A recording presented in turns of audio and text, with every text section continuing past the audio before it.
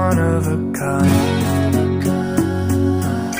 For me the stars are aligning, but for her it's bad timing, so she just can't be mine.